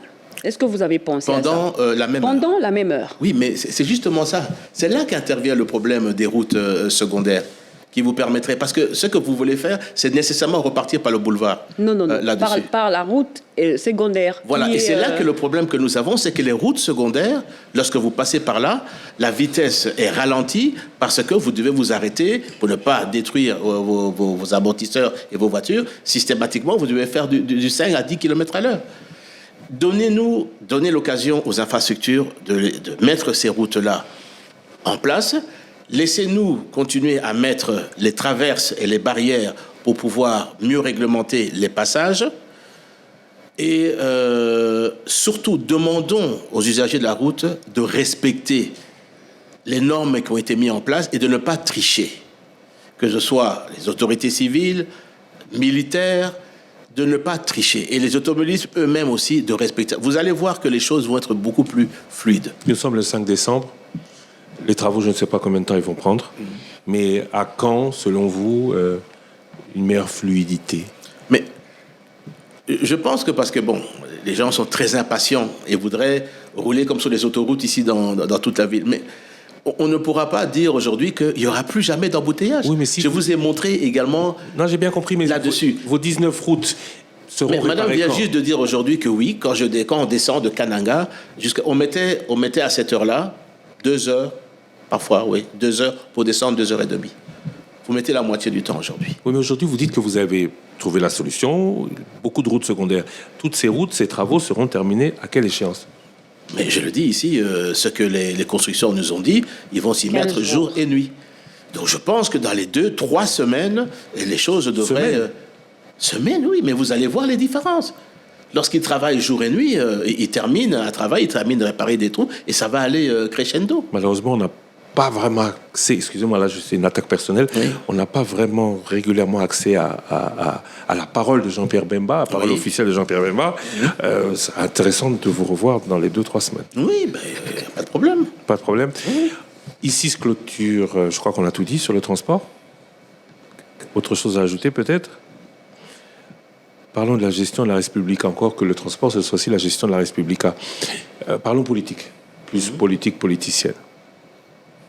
Est-ce que vous êtes encore Union Sacrée? Si oui, comment avez-vous vécu tous les revers de votre parti, le MLC, élections dans les parlements, nomination ou avec peut-être la FDC, le MLC a beaucoup dit ou s'est beaucoup senti comme le parent pauvre de l'élection présidentielle? Oui. Bon, je ne veux pas revenir sur le passé, mais tout le monde n'a pas joué franc jeu. Ça, c'est clair. Là-dessus, je ne citerai pas de nom, ni de parti, ni de personne. Je pense que tout le monde sait exactement ce qui s'est passé, parce qu'il n'y a pas de secret là-dessus. Cela dit, il faut regarder l'intérêt général au niveau du pays. Là-dessus, c'est ce que je dis au niveau du parti. Il faut regarder l'avant. Maintenant, il y a tous les postes au niveau des bureaux, tant de l'Assemblée qu'au niveau de... Les personnes sont là et elles vont faire leur travail. Là-dessus, il y a des commissions qui ont pu, au niveau du parti, être responsabilisées. Je pense que on ne peut pas tous être président, je veux dire, de l'Assemblée nationale, président du Sénat ou vice-président. Nous espérons que le travail va se faire, c'est ce que nous souhaitons. L'union sacrée, elle existe là-dessus. Il y a bien sûr, comme dans toute famille, il peut y avoir des tiraillements, mais ça existe. L'union sacrée existe. Et nous devons tout faire pour continuer à faire exister l'union sacrée. Oui, le MLC je voulais savoir pourquoi le MLC a rejoint l'Union sacrée. Est-ce justement pour le poste, pour faire allusion, ou c'est vous partagez réellement les mêmes visions? Mais est-ce que vous savez, vous savez ce qu'est l'Union sacrée? Et vous savez comment est née l'Union sacrée? Dites-nous. Dites-nous. Vous savez que l'Union sacrée, c'est une initiative, à un moment donné, du chef de l'État. lorsqu'il a appelé des leaders politiques, certains leaders politiques, qui les a reçus et qui a conversé avec lui et qui lui a donné une nouvelle vision qu'il avait au niveau de l'organisation politique dans ce pays. J'ai été appelé. J'étais à Guémena, il m'a fait venir. Et nous avons parlé longuement. Il a parlé longuement également avec d'autres leaders aussi. Il a fait un discours, je crois que c'était le 10 décembre, là-dessus, pour changer les choses, pour faire la rupture avec ce qu'était le cash FCC. Et si vous vous souvenez de ce discours du 10 décembre 2020? Oui, exact. Ça correspondait, mais vraiment à la vision que nous avions de ce pays. Si on reprend ce discours là-dessus. Et c'est pour ça que, en tout cas, nous avons adhéré avec le MLC, j'ai adhéré avec le MLC, dans cette vision qu'il avait. Et ensuite, il a fallu construire l'Union sacrée. Le président s'est mis en place. On a fait des réunions avec l'ensemble des membres qui ont adhéré au niveau de l'Union sacrée. Et on a préparé les élections au niveau de l'Union sacrée. Bien sûr, présidentielle, les législatives, les provinciales, là-dessus. Une nouvelle, avant ça, d'abord, une nouvelle assemblée, une majorité au niveau de l'Assemblée nationale a été constituée, également au niveau du Sénat aussi. Il y a des acteurs qui ont été changés au niveau des bureaux. Oui, mais aujourd'hui, est-ce que, parce que le bilan de l'Union sacrée, ce sera aussi votre bilan? Oui, mais ce sera le bilan de tout le monde. Mais vous assumez le bilan aujourd'hui? Mais oui, mais tu sais, le problème, c'est que j'assume, et je veux vous dire que tout le monde veut voir, et je veux y aller maintenant, tout le monde veut voir le négatif de ce qui se passe. Le premier mandat du chef de l'État, qui a commencé avec le FCC Cash, et c'est terminé de la manière dont vous connaissez. Et pourquoi lui-même, le chef de l'État, dit ça ne peut plus continuer là-dessus. Mais prenons maintenant dans les réalisations de ce pays. En 5 ans, le budget de l'État est passé de 5 à 16 milliards de dollars. 3 fois. Est-ce que beaucoup de pays peuvent se vanter d'augmenter le budget? Deuxièmement, le chef de l'État a décidé de pouvoir mettre en place la gratuité au niveau primaire. Ce sont des enfants, et ça nous l'avons vu parce que j'ai sillonné pour les élections plus de 33 localités. Et j'ai eu l'occasion de poser la question. Si la gratuité au niveau des frais, au niveau primaire est effective, et c'est effectif. Qui est le président de la République dans ce pays qui a pu mettre ça en place, qui a pu faire bénéficier les enfants de la gratuité au niveau primaire des frais? Là-dessus. La couverture santé universelle.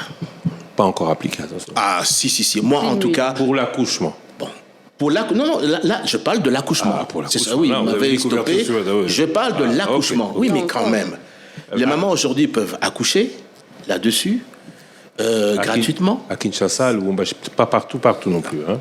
Je vous dis que j'ai été dans les territoires et j'ai chaque fois posé la question. À Guémena, c'est gratuit? J'ai posé la question à Guémena, c'est gratuit. Là-dessus. J'ai fait pratiquement tous les territoires du niveau de l'Équateur. J'ai été jusqu'à Mahagui, jusqu'à Bunia. On s'est arrêté du côté de Inongo, au niveau du Maindombe, au niveau de Nyoki que nous avons fait. Nous avons fait Kiri également. Nous avons posé la question systématiquement. Le programme des 145 territoires. Réalisé à 30% selon la première ministre. Très bien. Réalisé à 30%. Savez-vous combien d'édifices scolaires, sanitaires ou administratifs ont été construits? 731. 731. Ça veut dire 414 écoles primaires ont été construites. 269 centres de santé et 48 bâtiments administratifs. Qui est le président qui a réalisé ça dans ce pays. Il y a encore beaucoup à faire. Mais il y a encore Qui beaucoup ça? Il y a encore beaucoup à faire. Non, mais madame, j'ai même pas Ça a fini. été C'est fait. comme si vous me disiez que j'ai dit que c'est terminé, le président a terminé. J'ai dit non. Ça veut dire que ça a été fait et c'est en train d'être fait. Là, j'ai eu le privilège d'accompagner le président du côté de... Ouélé. oui, mais avant ça, nous étions du côté de Calémie. On a été visiter un hôpital à 30 km de Calémie.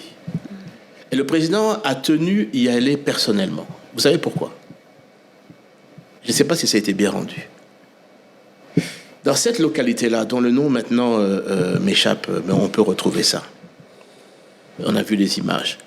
Les femmes devaient faire 30 km. Et la route, je vous dis, on a fait la route. Elle est terrible, exécrable. La route en terre, là, qu'on a fait. Eh bien, cette même route-là, les femmes devaient faire ça à pied pour aller accoucher à Calémie. Et souvent, elles accouchaient en plein milieu de la route. Vous aviez un bras cassé, une appendice, vous deviez faire ça et vous pouviez même y laisser même votre vie souvent. Aujourd'hui, ces populations, vous pouvez voir dans leurs yeux la reconnaissance qu'elles avaient vis-à-vis du président. De dire qu'ils ont un plateau là, et selon le ministre de la Santé qui était là aussi, qui est encore plus performant, je veux dire, qu'à Calémie. Et ça, c'est les choses que les gens ne parlent pas. On préfère critiquer et insulter le président tant par des politiciens en costume qu'en robe. Et je trouve que là, il faut à un moment donné qu'on se dise les vérités. On ne peut pas continuer comme ça à manipuler la population, à mentir à la population. Des choses se font. C'est vrai que c'est un grand pays. C'est vrai que ce n'est pas 414 écoles qui doivent suffire. C'est vrai que ce n'est pas 269 centres de santé. C'est vrai. Mais ça continue à se faire et ça va continuer à se faire. Vous avez parlé d'Europe, tous les signaux ne sont pas en rouge? Au niveau de... Du Congo, la RDC, pour parler des hommes en robe, est un pays en faillite, n'est pas un pays en Non, faillite? ce n'est pas un pays qui est en faillite. Loin de là. Le travail qu'il est en train de faire pour relancer, pour remettre à niveau. Regardez aujourd'hui le travail qui a été fait pour pouvoir, avec les 6 communes, 6 milliards de dollars qui a pu être remis sur au niveau du crédit pour la RDC, principalement pour la construction des infrastructures. 6 milliards de dollars. C'est un travail qui a été fait. L'ancien, je veux dire, régime, bon, je ne sais pas comment ils avaient géré, je veux dire, ce contrat chinois, mais ça a été remis en route. Voilà, beaucoup de gens pensent que Jean-Pierre Bemba a beaucoup changé. Ce n'est pas le Jean-Pierre Bemba que nous avions connu à l'époque. Il a perdu un tout petit peu de son agressivité, de son charisme, parce qu'il encaisse tout. Il encaisse tout, il justifie tout. On peut lui prendre même le pain à la bouche, il laisse faire. Et aujourd'hui, est-ce que c'est quoi? Est-ce que c'est un début des pré-retraites ou quoi? Jean-Pierre Bemba ne pouvait pas laisser passer quelque chose qui ne lui plaisait pas. Mais qu'est-ce qui s'est passé réellement? Quand vous entendez cela, on dit que vous avez beaucoup changé. Vous n'êtes plus aussi agressif. Ça, c'est vous qui le dites. Vous justifiez énormément votre alliance, quand bien même ils ne sont pas loyaux avec vous, réglo avec vous. Écoutez, pourquoi une petite colère sur la table peut arranger les choses? Écoutez, je ne veux pas vous dire les rapports que j'ai dans le Présidium, avec les autres membres et avec le chef de l'État qui est le président du Présidium. Je connais sa pensée, je sais ce qu'il dit et je sais ce qui se fait. Donc, comme je vous dis, le plus important, c'est que les institutions sont en place là-dessus et que nous y allons et que le programme du gouvernement puisse être mis en place. Ça, c'est le plus important. Maintenant, vous croyez qu'on peut me prendre le pain de la bouche, alors je crois que vous me connaissez mal. Mais alors... Vous reconnaissez que vous êtes beaucoup plus calme qu'avant. Vous me connaissiez peut-être, vous allez me dire comment j'étais. Baïmoto. Le chairman. Mais vous allez me dire comment j'étais. Alors, de plus d'ambition. Aujourd'hui, est-ce que Jean-Pierre Bemba n'a plus cette ambition, par exemple, candidat 2028? Mais D'abord, c'est une décision qui doit être prise à un moment donné. Et je ne pense pas qu'aujourd'hui, en 2024, ouais. vous pouvez savoir en 2028 comment vous allez prendre votre décision. Ça, c'est un. Deuxièmement, je crois que là, je suis vice-premier ministre chargé des transports, communication et des enclavements. Vous avez parlé de toute une série ici de dossiers qui sont sur la table. Je pense que c'est ça qui m'occupe. Et je veux réussir dans ces dossiers-là. C'est la seule chose qui m'occupe pour l'instant. Qu'on vous attaque par vos alliés, qu'on vous prenne ce que vous avez en même temps légitimement gagné, vous avez développé une résilience au choc. Non, c'est pas... C'est étonnant quand même. Je ne pense pas que vous devez... bon, c'est une perception, ça fait longtemps que je vous ai vu. Hein. Oui, la dernière fois qu'on a fait l'émission, il y a 15 ans maintenant. Oui, voilà, donc... mais moi, il y a 15 ans, on était dans un autre contexte là-dessus. Je vous suis quand même. On était dans un autre contexte là-dessus. On sortait, je veux dire, de 5 ans de guerre. On était en face des ennemis qu'on combattait hier. Et on était très vigilants. Oui. Aujourd'hui, on est en face, je veux dire, de personnes qui sont civilisées. Bien sûr, il y a des choses qu'on pourrait parler, mais c'est pas ici le lieu de parler. Nous parlons ça, je veux dire, dans la famille, et nous en parlons ouvertement. Et je peux vous dire qu'avec les personnes du Présidium, si vous leur demandez, il m'arrive de ne pas être tendre. Le Présidium existe toujours, hein? Oui, bien sûr. Toujours avec l'ancien président de l'Assemblée qui est deuxième vice-président. Il n'y a rien qui a changé. L'ancien président du Sénat qui est deuxième vice-président du Sénat. Le nouveau président... C'est vrai qu'il n'y a pas beaucoup de gens qui sont ajoutés. Hein. Non. Madame Souminoua est dans le Présidium maintenant comme Premier ministre? Non, ça n'a pas changé, le président. C'est celui qui est là-bas. Je reviens à ma question. Vous ne l'avez pas pris peut-être... de mon entendement, du bon sens. Les ambitions de Jean-Pierre Bemba, candidat 2028, vous avez dit c'est trop tôt, mais aujourd'hui, peut-être avant l'heure, on est en plein dans un débat qui pourrait, selon certains, faire que Félix Tshisekedi rempile en 2028. Qui a dit ça? L'opposition dit... Mais vous avez suivi son discours Oui, mais l'opposition dit aujourd'hui que tout est manœuvre pour pouvoir changer la Constitution et pouvoir se représenter. Est-ce que vous êtes pour ou contre révision ou changement de la Constitution? C'est bien que vous posiez cette question. Je suis un des acteurs en 2003-2006 qui a participé à la réunification de ce pays, la réunification des armées, des administrations. On sortait, je veux dire, de 5 années de guerre et il fallait, dans cette réunification, mettre en place une constitution. Il y avait 3 composantes, il y avait des entités également, la société civile également qui participait. Mais ces 3 entités, les composantes qui étaient ce que vous connaissez, étaient ceux qui ont, je dirais, favorisé et poussé à la mise en place donc de cette constitution. Il y avait des particularités que nous avons dû accepter. Il y a des consensus qui ont été faits. Rappelez-vous, il y avait d'abord Sun City 1 et ensuite Sun City 2. Une des composantes n'a pas voulu participer. L'accord global et inclusif. Il a fallu maintenant aller à Sun City 2. Et il y a des composantes qui sont venues, bien sûr, avec des exigences. Je pense qu'aujourd'hui, et je ne comprends pas de quoi les gens ont peur, en fait, de la révision de la Constitution. Révision ou changement, attention. On parle de quoi, la révision du changement? Là, pour l'instant, on parle de la révision de la Constitution. Pas du changement. Mais qui a parlé du changement? On parle de révision de la Constitution. Augustin Kabouya, membre du Présidium. Bon, je veux dire, vous lui poserez la question là-dessus. Mais ce qui est autorisé, je veux dire, dans la Constitution, et qui est prévu dans la Constitution, c'est la révision. Et je vais vous donner ce que je pense. Moi, je vois, à mon niveau, 4 articles qui pourraient nous aider à évoluer. Et certainement qu'il faut attendre que le président de la République a dit qu'il va mettre en place une commission.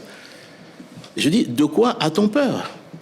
Laissons cette commission être mise en place, mais je pense qu'il y a des articles sur lesquels on doit pouvoir discuter. Lesquels? La question de l'article 10, sur la nationalité congolaise, qui est exclusive. Exclusive. Une est exclusive et qui ne peut pas être détenue concomitamment contre une autre. Là-dessus. Aujourd'hui, vous avez des compatriotes qui ont dû quitter le pays, pas par leur volonté. soit parce qu'il y avait la guerre, soit parce qu'il y avait eu des problèmes politiques, et qui ont été, parce que pour ne pas devenir apatrides, ont été contraints de prendre une autre nationalité où ils sont installés. D'abord en demandant le titre de réfugié, et qui ne permet pas que vous soyez réfugié, et puis vous allez à l'ambassade prendre un passeport là-dessus. Et qui sont devenus et qui ont la nationalité, le passeport, je veux dire, du pays dans lequel ils sont installés. Mais qui ont certainement de cœur, sont toujours congolais. Oui, mais ça, il ne faut pas un changement de la Constitution. L'article 10 peut rester en l'état, une exclusive, mais dans le code de la nationalité, on va, sur l'irrévocabilité de la nationalité congolaise, dire celui qui a la nationalité congolaise d'origine ne peut pas la perdre. Ne peut pas la perdre, sauf s'il décide de la perdre. Mais si on passe à la double nationalité, il y a le danger des voisins. C'est ça la crainte depuis toujours. Mais est-ce que ce débat peut avoir à un moment donné lieu ou pas? Parce que vous pouvez mettre des restrictions aussi dans ce débat. Donc ça c'est un exemple. Un exemple pour dire mais pourquoi est-ce qu'on ne peut pas en discuter? Moi je dirais là-dessous, sur cette question-là, arrêtons de nous voiler la face. Vous avez même dans les institutions aujourd'hui, et je ne citerai le nom de personne. Pas vous, hein? Pas vous. Non, je ne l'ai pas. Ok. Non, je posais la question. Non, mais vous pouvez y aller. Je suis tout à fait tranquille là-dessus. Oui. Ah oui? Ah bon? On a parlé de portugais. Non, pas du tout. Pas du tout. Vous pouvez y aller, l'ambassade est là, vous leur demandez, ils vont vous répondre. Excusez-moi d'avoir posé la question. 4 articles. Premier article, l'article 10. Voilà, le 13. Article 13. Vous savez, il y a le 13 et le 51. On a introduit les notions de qu'il ne faut pas de discrimination, que nous sommes tous égaux, la race, les minorités culturelles. Dans le 51, on parle de promouvoir, bien sûr, la coexistence des groupes ethniques et de la protection des minorités. Il y a cette affaire qui avait été introduite à l'époque de la spécificité sur les minorités qu'il faut faire très attention. Je ne suis pas contre, mais je dis simplement que, en ce qui me concerne, et je l'ai dit au moment à mes délégués en tout cas, parce que je donnais les instructions sur ces questions-là, si certains pensent qu'il faut absolument protéger et qu'il y a des notions de minorité, ça ne veut pas bloquer, je veux dire, la mise en place d'une nouvelle constitution. Mais moi, je disais déjà à l'époque, pour moi, il n'y a pas de minorité ethnique. Il n'y a que plus de 450 ethnies dans ce pays. Il y a toutes les ethnies, alors sont minoritaires. Mais aujourd'hui, tous nos problèmes, c'est parce qu'il y a un pays voisin qui mais moi, je dis qu'il faut trouver le droit de protéger ces minorités. Mais ça, c'est le discours, et je ne veux pas rentrer là-dedans. On pourrait avoir d'autres débats, c'est un discours. Mais je dis, nous, RDC, a-t-on aujourd'hui, peut-on confirmer qu'il y a des minorités, quelles qu'elles soient, au niveau des tribus? Est-ce que ça, ce sont les choses qu'on peut nous convenir et en discuter là-dessus au niveau de la Constitution?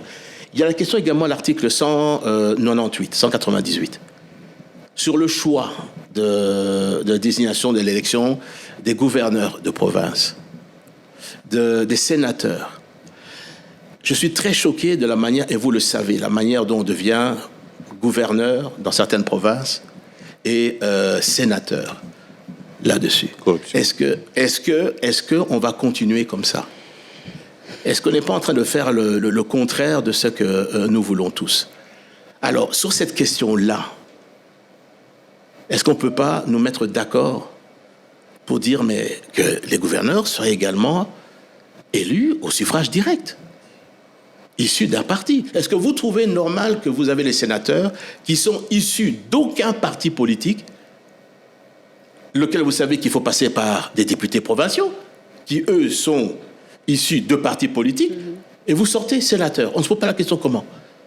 Vous trouvez normal que des gouverneurs qui ne sont pas membres d'un parti politique, donc ne sont pas élus, qui devraient être élus par les siens d'abord, et pour faire le consensus avec d'autres, mais ils sont issus d'aucun parti politique. Mais les indépendants existent aussi. Oui, il y a les indépendants, des cas comme ça d'indépendants. Enfin, lorsque vous dites que vous êtes dans un parti politique, c'est pour concourir au pouvoir, à tous les échelons.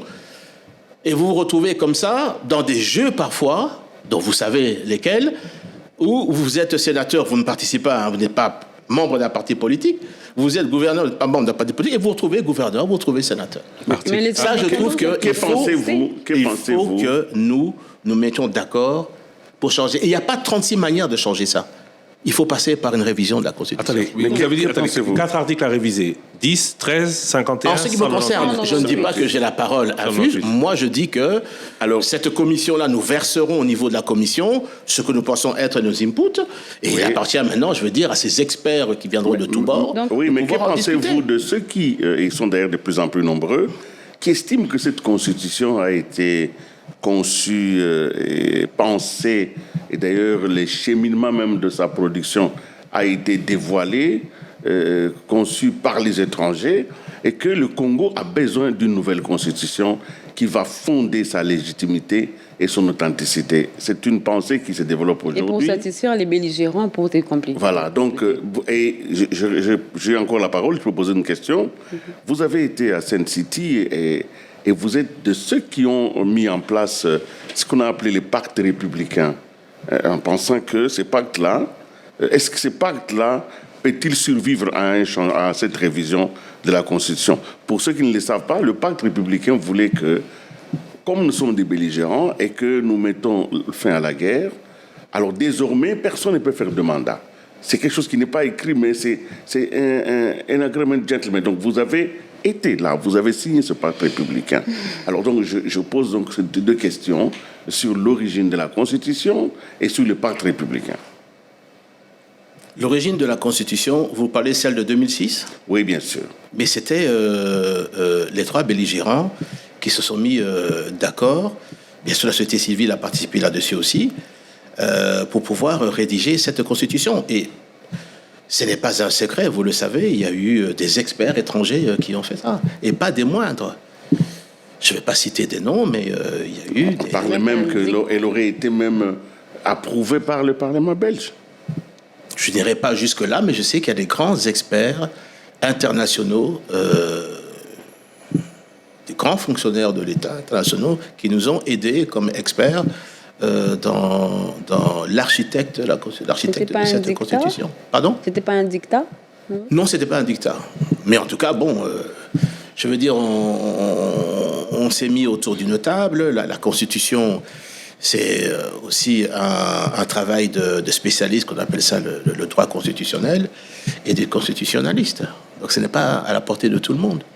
Donc on a eu des amis à ce moment-là qui voulaient aider et qui pensaient aider. Mais ça a été voté par qui, en fin de compte ? Par les Congolais. Ouais. Pacte républicain. Et le pacte républicain était un pacte qui disait qu'à un moment donné, aujourd'hui, il faut qu'on fasse table rase et qu'on puisse penser à l'avenir de ce pays. Et qu'on se mette tous autour d'une table pour pouvoir arriver. Et l'objectif, c'était quoi ? C'était d'abord de refaire l'État congolais qui n'existait plus là-dessus. En refaisant l'État congolais, il fallait qu'on puisse se choisir et aller vers ce qu'on appelait les élections, qui devaient intervenir dans les 2 ans normalement, mais on avait prévu dans les accords qu'on pouvait prolonger, je veux dire là-dessus, et qui a fait 3 ans. Mais parmi les articles qui pourraient vous intéresser, il y a celui qui concerne les 2 tours. Ça ne vous intéresse pas? Mais ce sont des choses également qu'on peut reparler, puisqu'il y avait le 2 tours en 2006. Ensuite, l'ancien président a révisé et passé, je crois, en 2011. 2011, là-dessus. Mais je veux dire que c'est tout un débat qu'on peut avoir. Là-dessus, pourquoi est-ce qu'il est passé à un tour? On disait que c'est pour les raisons financières. Est-ce que ces raisons financières existent toujours? C'est possible. C'est tout ça qu'il faut voir. Vous avez bénéficié du second tour. Oui, bien sûr. Ça a été et nous avons gagné, d'ailleurs. Enfin, vous le savez. Enfin, en tout cas, la CENI a dit que... Oui, mais attendez, soyons sérieux. La CENI et la Cour constitutionnelle ont proclamé non. Le président Kabila comme vainqueur. Vous savez, juste après, quand j'ai quitté le pays en 2016, j'ai rencontré certaines personnes au niveau de l'Europe qui m'ont donné les vrais résultats et qui m'ont dit ce qui s'est passé. Voilà, j'en dirai pas plus pour l'instant. J'écrirai à un moment donné. La constitution de 2006, c'est la constitution des belligérants qui a fait la part belle au chef de guerre, disent certains. Exemple, à l'époque, c'était pour soit pacte républicain, soit pour empêcher que certains, ou pour faire que certains signent sans crainte de poursuites futures. Cette constitution qui crée des personnes qui sont au-dessus des lois, des chefs d'institution, qui ne peuvent pas, après avoir travaillé, être poursuivis en justice. On ne va pas citer des cas. Il y en a un emblématique. On a souvent parlé des cas emblématiques. Vous n'avez pas peur que cela aussi ne vous profita plus? Écoutez, je suis étonné que vous doutiez à mon niveau que je pourrais craindre la moindre chose. Non, je parle de ces avantages de l'ancienne constitution, de l'actuelle constitution, pardon. Mais je crois justement, alors, c'est que la question que vous posez mérite une réflexion. Mais elle va se faire où? Si je vous comprends bien, à travers cette si commission. je vous comprends, mais pour vous, il faut d'abord qu'on réfléchisse. Il n'y a pas une option qui est élevée. Ce n'est ni la révision, ni les changements, mais la réflexion. Mais le président a été clair. Il met en place une commission qui va être composée de personnes de tous bords. Et ces personnes vont réfléchir. Mais je crois que chaque parti, la société civile, va pouvoir mettre en place ces réflexions et les verser de la commission. J'imagine pas que la commission va prendre... va avoir 1000, 2000 personnes quand même là-dessus. On ne pourrait pas faire une commission sérieuse. Vous n'avez pas peur que l'opposition autour de ce projet fasse imploser ce pays? Non, mais... Le nombre de gens qui sont contre ce projet que le président a initié. Moi, je pense froidement qu'il y a de la mauvaise foi. Je pense que certaines personnes, que ce soit au niveau, comme je le disais, des politiciens en costume et les politiciens en robe, lorsque j'entends, je veux dire, les discours, ce sont des discours pour moi qui sont incendiaires et qui sont simplement des discours haineux. Même si on déteste le président, la manière dont certains parlent, certains chefs politiques de certaines confessions religieuses, lorsque vous les entendez parler... Monseigneur Amboko, c'est un... Je ne citerai le nom de personne. J'ai dit des confessions religieuses, et je dis certains responsables politiques de ces confessions religieuses. Les positions qu'ils prennent là-dessus, généralement, on ne parle pas que nous sommes en guerre, on ne parle pas des déplacés qui sont là, on attaque systématiquement avec une haine viscérale le chef de l'État. Or, ce que nous, on s'attend au niveau de ces confessions religieuses et ces hommes politiques, c'est que sur des questions bien précises, comme là, mais moi je connais un des responsables politiques en costume, mais qui prônait il y a pas 1 an, 2 ans, la révision constitutionnelle. Je le connais très bien. C'est un garçon, je veux dire, avec qui j'ai travaillé. Votre ancien directeur de cabinet. Et qui est brillant. Mais pourquoi soudain? Je veux dire, je ne peux pas m'expliquer que cet homme que je connais bien, qui est brillant, mais peut changer comme ça. Et je crois qu'il y a de la manipulation et on voudrait. Certains voudraient peut-être obtenir ce qu'ils n'ont pas pu obtenir au niveau des élections. Alors je dis, bon, ce n'est pas aujourd'hui l'objet de cette rencontre, mais peut-être, et j'espère qu'on ne va pas me pousser, la prochaine fois que vous m'inviterez, j'accepterai à ce que je vienne et que je commence mon discours par « j'accuse ». Si ces personnes vont trop loin, vous accuserez. Je vais accuser. Et je vais amener des preuves dans cette accusation. On les suit, on les écoute. On voudrait mentir à la jeunesse. On voudrait demander à la jeunesse, quand vous tenez des propos, de ne pas avoir peur. Vous voulez imiter qui? Quelqu'un a dit ça en Pologne. Il faut faire attention avec ce type de discours. Faire très attention. Vous savez, il y a un adage qui dit que lorsque vous voulez mettre le feu dans un village, de faire attention que le feu ne ravage pas également votre case. Mais on n'y arrivera pas. Alors je le dis, si ce type de discours haineux vis-à-vis du régime, parce qu'on ne voit pas le peu de bien qu'on pense qu'il fait, on veut systématiquement noircir. Le président a donné la possibilité à 47 diocèses d'avoir $1 million chacun, chaque diocèse, pour des œuvres caritatives, pour le développement. Qui a fait ça? Oui, j'ai suivi le discours puisque j'étais à Isiro lors de la cérémonie pour Anuarit. L'archevêque de Lubumbashi, qui a remercié le président, quand même, pour une fois, là-dessus. Mais c'est systématiquement les discours pour pouvoir soulever la jeunesse, soulever la population. Alors je dis très bien, ce pays appartient à tout le monde. Ce qu'on attend, nous, des hommes d'église, c'est qu'ils rassemblent, qu'ils parlent de paix, d'unité. Nous sommes en guerre, on est attaqué, notre pays est attaqué. Le pays, il y a des déplacés, plus de 2 millions de déplacés internes. Au lieu de pouvoir nous rassembler, devant la personne qui représente l'unité de ce pays, qu'on l'aime ou qu'on ne l'aime pas, mais le pays est attaqué. Non, on verse encore des discours incendiaires à l'intérieur de ce pays. Pourquoi? Quel est l'objectif? Je la connais. Et je vous dis que la prochaine fois,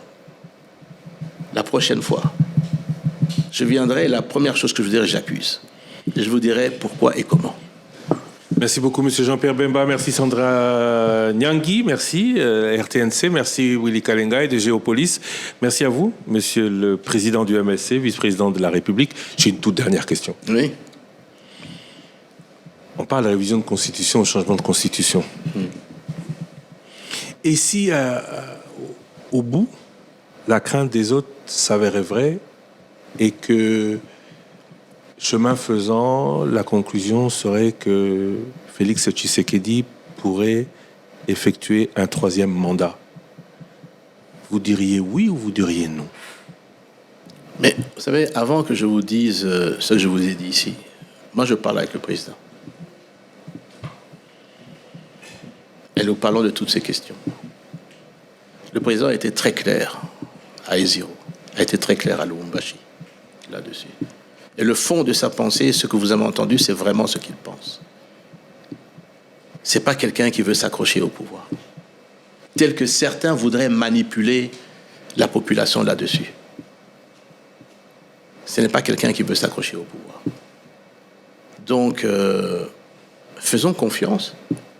Cette commission, il y aura tout le monde. L'opposition va jouer son rôle. Le pouvoir va jouer son rôle. Mais, je vous dis, il est interdit d'interdire. Ceux qui pensent qu'ils peuvent interdire, il est interdit d'interdire. On ne va pas interdire cette commission de fonctionner. On va aller de l'avant. Et je vous dis, je n'ai pas le monopole du savoir. Moi, je vous ai simplement dit, voilà ce que je pense que oui, on pourrait discuter dans cette révision constitutionnelle. Certainement que d'autres constitutionnalistes, d'autres partis politiques viendront. Mais est-ce qu'on peut se mettre autour d'une table et on peut réfléchir, nous les Congolais, sans pouvoir nous tirailler? La France a changé sa constitution, je crois que c'était en 2008. Des amendements révisés. La 5e République, c'est 58. Révisé là-dessus. Je ne parle pas de la Belgique, le Caire, là. D'autres pays d'Afrique ici également ont révisé leur constitution. Dont beaucoup en Afrique ont permis au président de... Ça, c'était autre chose. Je dis simplement, c'est qu'on peut se mettre autour d'une table. Et je vous dis, le président est quelqu'un de raisonnable. Il n'est pas insensé. Mais si, c'était là ma question, un 3e mandat s'ouvrait à lui, vous le suivriez? Mais je me demande, et je vous demande, moi j'ai entendu ce que le président a dit, encore à Iziro. Il dit, je ne suis pas dans la perspective de ceux qui sont en train de vouloir enflammer le pays. Je n'ai pas demandé un 3e mandat. Il a dit. Il a dit, pas simplement en privé, il a dit en public. Il a dit, mettons en place une commission qui va discuter de ces questions-là. De quoi a-t-on peur? Monsieur Jean-Pierre Bemba, je vous remercie. Merci à vous, chers auditeurs, chers téléspectateurs, d'avoir suivi cette édition spéciale d'1h40. C'est assez exceptionnel. Merci à vous d'avoir, en cette soirée de mercredi 5 décembre, consacré autant de temps à Top Congo et à... Bon, on va pas prendre rendez-vous dans 3 semaines sur l'état des routes, mais on espère vous voir plus souvent devant la presse et aussi devant les députés. On vous a jamais vu, hein, on ne peut pas interpeller le président. Mais vous savez que je reçois des questions écrites. Hein. Encore, j'ai répondu, c'était aujourd'hui matin, une longue question écrite. Question au Parlement, en direct, devant les députés, vous irez, vous répondrez. Mais je dis que je préfère privilégier